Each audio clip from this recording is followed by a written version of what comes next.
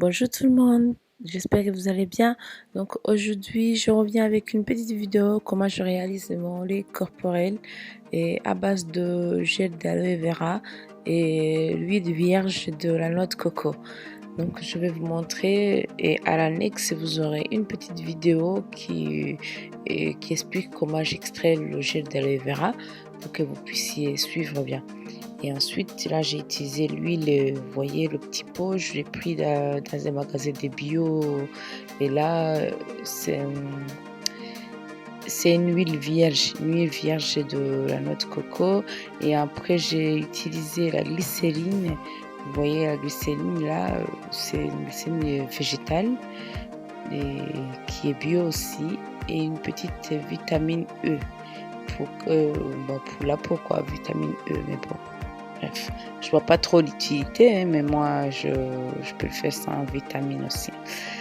Bon, là, je prépare des récipients où je peux recevoir ma préparation.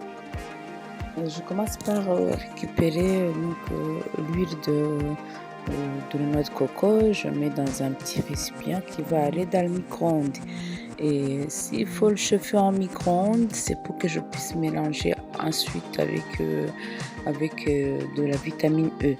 Mais on ne mélange pas une fois que l'huile est chaude, on attend que ça se refroidisse. Bon, pour chauffer ça, et 10 à 20 secondes dans le micro-ondes, ça devient tout de suite liquide, hein, vous verrez bien.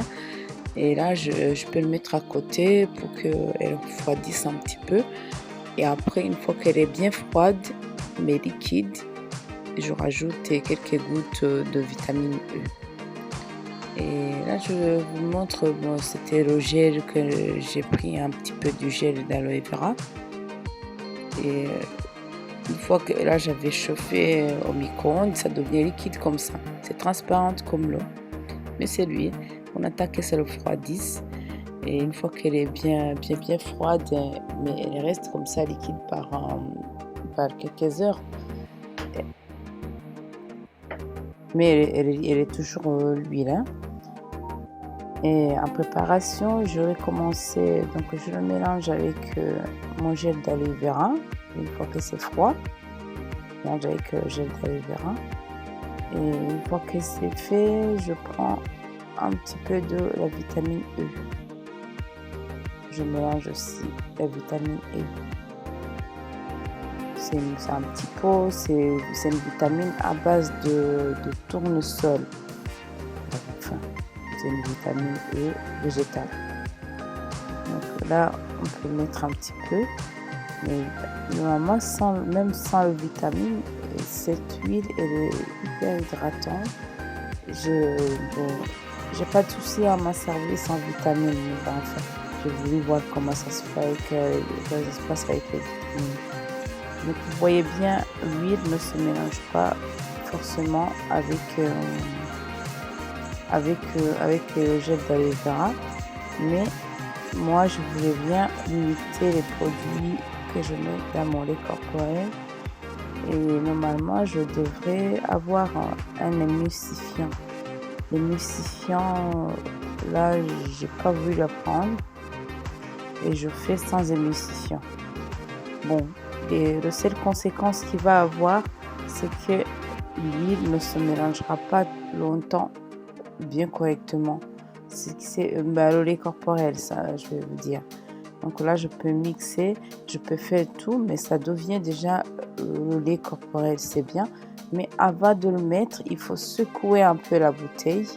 Je secoue un peu la bouteille et là, j'obtiens mon lait corporel de tout mélanger. Voilà. Et moi, l'émulsifiant, je ne l'ai pas mis. Et même si sur la bouteille, deux fois, je vais le mettre, je vois que ça s'est séparé, mais c'est pas méchant. Et quand on mélange tout de suite, on secoue la petite bouteille, on peut obtenir directement le lait corporel, on pourra le mettre tout de suite. Bon, après, chacun fait comme il veut. Si vous voulez rajouter l'émulsifiant, c'est pour que le lait corporel reste avec la même texture et c'est un produit de plus qu'il faut rajouter. Moi, je m'en sers pas. Bon, vous pouvez le faire si c'est gênant pour vous. Mais je voulais vous montrer un exemple sans émulsifiant.